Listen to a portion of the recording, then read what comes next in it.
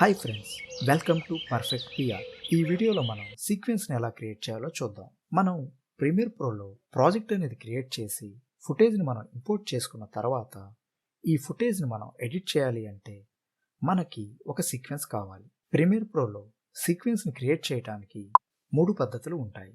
మొట్టమొదటిది, ఈ ప్రాజెక్ట్ ప్యానెల్లో ఈ బాటమ్ సైడ్ చూస్తే కనుక క్రియేట్ న్యూ ఐటమ్ అనే ఒక ఐకాన్ ఉంటుంది. దాన్ని క్లిక్ చేస్తే సీక్వెన్స్ అనే ఆప్షన్ ఉంటుంది. దీని మీద మనం సెలెక్ట్ చేస్తే ఇక్కడ న్యూ సీక్వెన్స్ అనే ఒక డైలాగ్ బాక్స్ అనేది వస్తుంది. ఇలా కాకుండా రెండో పద్ధతిలో ఎలా క్రియేట్ చేయాలి అంటే ఇక్కడ ఉన్న ఫైల్ మెనూలోకి వెళ్ళి ఈ న్యూ దగ్గర మనం కర్సర్ని ఉంచితే ఇక్కడ సీక్వెన్స్ అని వస్తుంది. ఇక్కడ మనం క్లిక్ చేసాము అంటే సేమ్ ఇక్కడ ఉన్న న్యూ సీక్వెన్స్ డైలాగ్ బాక్స్ అనేది వస్తుంది. అదేవిధంగా ఈ ఫైల్ మెన్యూలో సీక్వెన్స్కి సంబంధించిన కీబోర్డ్ షార్ట్కట్ Ctrl+N అనేది కూడా ఉంటుంది. ఈ రెండు పద్ధతుల్లో మనం సీక్వెన్స్ యొక్క డైలాగ్ బాక్స్ అనేది యూస్ చేసి సీక్వెన్స్ని క్రియేట్ చేయాలి. ఇలా కాకుండా మనకి చాలా ఫాస్ట్గా సీక్వెన్స్ అనేది క్రియేట్ అవ్వాలి అంటే మనం ఇంపోర్ట్ చేసుకున్న ఏదో ఒక ఫుటేజ్ని సెలెక్ట్ చేసి దాన్ని డ్రాగ్ చేసి ఇలా టైమ్ లైన్ మీద రిలీజ్ చేస్తే ఆటోమేటిక్గా ఈ ఫుటేజ్ పేరు మీదుగా సీక్వెన్స్ అనేది క్రియేట్ అవుతుంది. కాకపోతే దీనిలో ఒక చిన్న ప్రాబ్లం ఉంది. ఈ ఫుటేజ్ వలన ఈ సీక్వెన్స్ మనం క్రియేట్ చేసాం కాబట్టి ఈ సీక్వెన్స్కి సంబంధించిన ప్రాపర్టీస్ అన్ని ఈ వీడియోకి సంబంధించిన ప్రాపర్టీస్తో మ్యాచ్ అవుతాయి.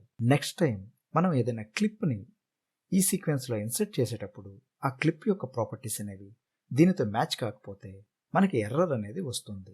అందువల్ల ఈ పద్ధతిలో కాకుండా డైలాగ్ బాక్స్తో మనం సీక్వెన్స్ని ఎలా క్రియేట్ చేయాలో చూద్దాం. ఇప్పుడు నేను Ctrl+N అనే కీబోర్డ్ షార్ట్కట్ ఉపయోగించి న్యూ సీక్వెన్స్ని క్రియేట్ చేస్తున్నాను. ఇక్కడ ఈ న్యూ సీక్వెన్స్లో నెంబర్ ఆఫ్ ఆప్షన్స్ అనేవి ఉన్నాయి. వాటిలో మొట్టమొదటిగా మనం చూడవలసింది సీక్వెన్స్ ప్రీసెట్స్. వీడియోకి సంబంధించిన resolution, ratio, frames per second అనేవి సెట్టింగ్స్ని కొన్ని డిఫాల్ట్గా ఉంచి వాటిని ప్రీసెట్స్గా సేవ్ చేసి ప్రీమియర్ ప్రో ఇక్కడ మనకి చూపిస్తుంది. ఇక్కడ చూశారు కదా, ఇవన్నీ ప్రీసెట్స్ అనమాట. వీటి గురించి మీకు ఇంకా క్లియర్గా చెప్పాలి అంటే నేను ఇక్కడ ARRIని ఎక్స్పాండ్ చేశాను. ఇందులో 1080p30ని సెలెక్ట్ చేశాను. ఇక్కడ మీరు చూసారంటే ప్రీసెట్ యొక్క డిస్క్రిప్షన్లో దీనికి సంబంధించిన మ్యాటర్ అనేది వస్తుంది. అదేవిధంగా కింద వాటి యొక్క రెజల్యూషన్స్ అనేవి వస్తాయి. ఇక్కడ మీరు చూస్తే వీడియో యొక్క సెట్టింగ్స్ అనేవి ఫ్రేమ్ సైజ్ వచ్చి 1920 అండ్ 1080లోగా ఉంది. అదేవిధంగా ఫ్రేమ్ రేట్ అనేది 30 ఫ్రేమ్స్ పర్ సెకండ్గా ఉంది.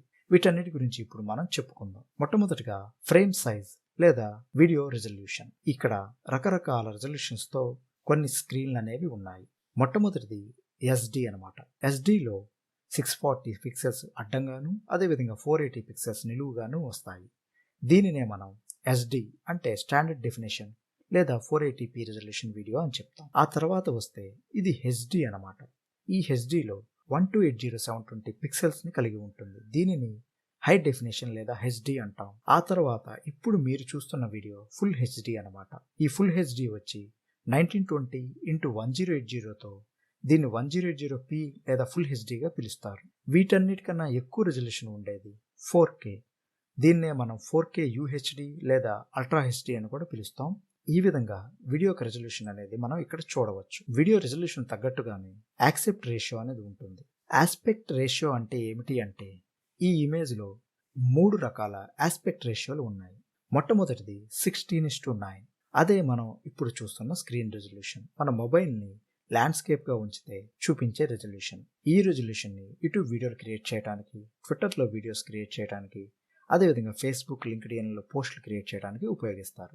ఆ తర్వాత బాగా పాపులర్ అయినవి 2 రేషియోలు. అందులో మొదటిది 1:1 అంటే స్క్వేర్ అనమాట. ఈ 1:1 అనేది ఎక్కువగా ఇన్స్టాగ్రామ్లో, ట్విట్టర్లో, ఫేస్బుక్లో బాగా ఫేమస్ అయింది. 1:1లో అడ్డంలో ఎన్నైతే పిక్సెల్స్ ఉంటాయో నిలువుగా కూడా అన్నే పిక్సెల్స్ ఉంటాయి. సుమారుగా 1080x1080 ఉన్న రెజల్యూషన్ని 1:1 రేషియోగా చెప్తారు. ఆ తర్వాత బాగా పాపులర్ అయినది ఏమిటి అంటే 9:16. ఈ 9:16ని ఇన్స్టాగ్రామ్ రీల్స్కి, అదేవిధంగా ఇప్పుడు వస్తున్న ట్రెండ్ ప్రకారం యూట్యూబ్ షార్ట్స్కి ఉపయోగిస్తారు. ఫైనల్గా మనం చూడవలసింది ఫ్రేమ్స్ పర్ సెకండ్. ఇక్కడ 30 ఫ్రేమ్స్ పర్ సెకండ్ అని ఉంది. అంటే ప్రతి సెకండ్కి వీడియోలో 30 ఫ్రేమ్స్ ఉంటాయి. దీని గురించి మీకు ఇంకా క్లియర్గా చెప్పాలి అంటే ఇక్కడ మీరు చూసినట్లయితే ఈ బాల్ బౌన్స్ అయ్యే విధానాన్ని 3 రకాల ఫ్రేమ్స్తో షూట్ చేశారు. మొట్టమొదటిది 24 ఫ్రేమ్స్ పర్ సెకండ్. ఇందులో సెకండ్కి 24 ఫ్రేమ్లు ఉండటం వల్ల బాల్ అనేది మనకి కొంచెం బ్లర్రీగా కనపడుతుంది. తర్వాత వీడియోలో 30 ఫ్రేమ్స్తో బాల్ని షూట్ చేయడం వల్ల బాల్ యొక్క రూపం అనేది కొంచెం మనకు కనపడుతుంది. ఈ తర్వాతది ప్రతి సెకండ్కి 60 ఫ్రేములతో షూట్ చేయడం వల్ల బాల్ అనేది బౌన్స్ అవుతున్నప్పటికీ మనకి చాలా క్లియర్ గా కనిపిస్తుంది.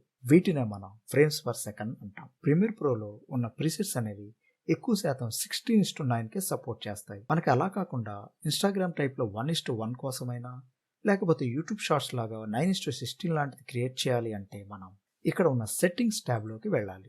ఈ సెట్టింగ్స్ ట్యాబ్ లో ఇంకా మనకి ఎక్కువ ఆప్షన్స్ అనేవి కనిపిస్తాయి. ఇందులో మనం ఫ్రేమ్స్ పర్ సెకండ్ అనేది మార్చుకోవచ్చు. అదేవిధంగా ఫ్రేమ్ యొక్క సైజ్ అనేది కూడా మనం మార్చుకోవచ్చు. ఫర్ ఎగ్జాంపుల్ ఇప్పుడు నేను యూట్యూబ్ షార్ట్స్ కోసం ఒక సీక్వెన్స్ ని క్రియేట్ చేయాలి అనుకుంటే ఇక్కడ నేను 1080 అని యూజ్ చేసి ఇక్కడ 1920 అని అప్లై చేస్తాను. ఇక్కడ నేను ఇలా చేంజ్ చేయగానే ఇక్కడ మీరు చూసారు కదా వర్టికల్ 9:16 గా మారిపోతుంది. అంటే ఇది 9:16 ఆస్పెక్ట్ రేషియోలో ఉండే సీక్వెన్స్ అని అర్థం. అదేవిధంగా దీని యొక్క ఫ్రేమ్స్ అనేవి నేను కొంచెం తగ్గించాను అంటే 25 ఫ్రేమ్స్ పర్ సెకండ్ గా మారిపోతుంది. ఇక్కడ ఉన్న ఆడియోని మనం ఎటువంటి చేంజెస్ అనేవి చేయాల్సిన పని లేదు. ఇప్పుడు నేను నా సీక్వెన్స్ కి ఒక నేమ్ అనేది ఇస్తున్నాను. ఇది వచ్చి యూట్యూబ్ షార్ట్. ఓకే చేస్తే మీరు చూసారు కదా మన ప్రోగ్రామ్ మానిటర్లో నా యొక్క సీక్వెన్స్ అనేది ఈ విధంగా కనిపిస్తుంది. అంటే ఇది 9:16 లో ఉంది అని అర్థం. ఇప్పుడు నేను మళ్ళీ ఇంకొక సీక్వెన్స్ అనేది క్రియేట్ చేస్తున్నాను. Ctrl+N క్లిక్ చేసి ఏదో ఒక ప్రీసెట్ ని సెలెక్ట్ చేసి సెట్టింగ్స్ లోకి వెళ్ళి ఇప్పుడు నేను స్క్వేర్ లో ఉండే సీక్వెన్స్ ని క్రియేట్ చేస్తున్నాను. ఇక్కడ 1080, ఇక్కడ కూడా 1080 పక్కన క్లిక్ చేయగానే 1:1 గా వస్తుంది. దీని యొక్క పేరు అనేది నేను స్క్వేర్ అని యూజ్ చేసి ఓకే చేస్తున్నాను. సో ఇప్పుడు మీరు చూస్తే కనుక నా ప్రోగ్రామ్ ప్యానల్ స్క్వేర్గా చూపిస్తుంది. అంటే ప్రతి ఒక్క సీక్వెన్స్కి ప్రోగ్రామ్ ప్యానల్ అనేది చేంజ్ అవుతూ ఉంటుంది. చూసారు కదా ఈ సీక్వెన్స్ని సెలెక్ట్ చేస్తే ఇలా వస్తుంది, ఈ సీక్వెన్స్ సెలెక్ట్ చేస్తే ఇలా వస్తుంది. చూసారు కదా ఈ విధంగా మనం సీక్వెన్సెస్ అనేది క్రియేట్ చేయొచ్చు. కాకపోతే మనం సీక్వెన్స్ని క్రియేట్ చేసే ప్రతిసారి యూట్యూబ్ షార్ట్స్ కోసం సెట్టింగ్స్ మార్చడం, స్క్వేర్ కోసం సెట్టింగ్స్ మార్చాల్సిన పని లేకుండా వీటి యొక్క రెజల్యూషన్స్ని మనం ప్రీసెట్స్లో సేవ్ చేసుకుంటే మనం జస్ట్ ఆ ప్రీసెట్ మీద క్లిక్ చేస్తే చాలు ఆటోమేటిక్గా ఆ సీక్వెన్స్ అనేది క్రియేట్ అవుతుంది.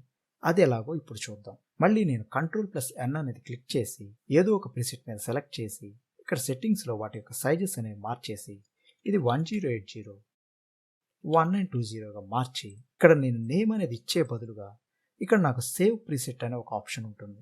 దీని మీద క్లిక్ చేసిన వెంటనే నాకు ఇక్కడ నేమ్ అనేది అడుగుతుంది. ఇప్పుడు నేను ఇక్కడ యూట్యూబ్ షార్ట్స్ సీక్వెన్స్ అని ఇచ్చి ఓకే క్లిక్ చేస్తాను.